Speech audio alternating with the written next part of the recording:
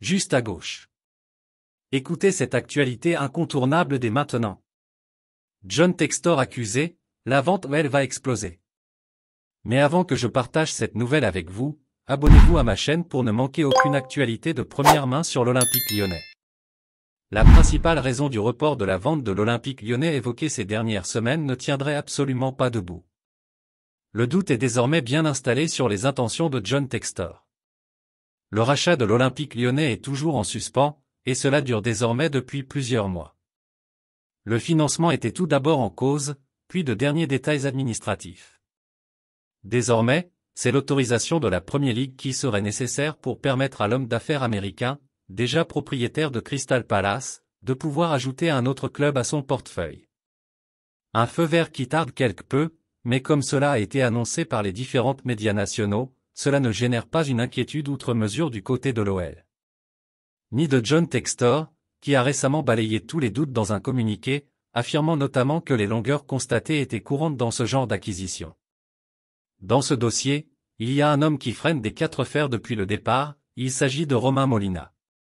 Le journaliste indépendant estime que John Textor n'a pas forcément les reins aussi solides que cela, et que son projet ne sera pas vraiment salvateur pour l'OL.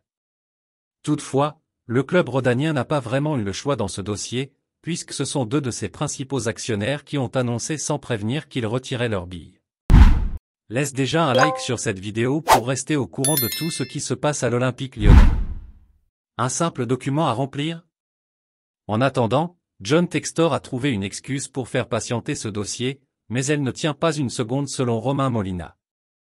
Ce dernier a mis une véritable pierre dans le jardin de John Textor en expliquant qu'il ne fallait absolument pas de feu vert de la Premier League pour posséder un autre club, mais simplement remplir un petit document indiquant la multipropriété.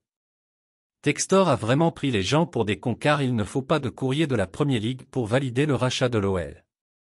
L'acquéreur doit simplement notifier la Premier League quand il prend des parts dans un club étranger. Confère, ce qui s'est passé avec City 3, a expliqué le journaliste, pour qui ces complications pour le rachat ne peuvent pas venir de la Premier League, qui n'a donc pas son mot à dire. Romain Molina y a associé le document en question qui ne semble en effet pas nécessiter des heures de travail d'avocat. De quoi prolonger le doute sur les intentions de John Textor, qui fait toujours patienter l'OL en ce mois de novembre. Et puis, fan, quelle est ton opinion sur cette nouvelle?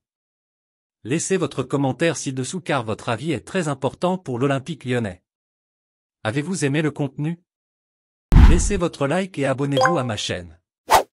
Maintenant, je vous apporte une autre nouvelle fraîche de l'Olympique lyonnais pour vous.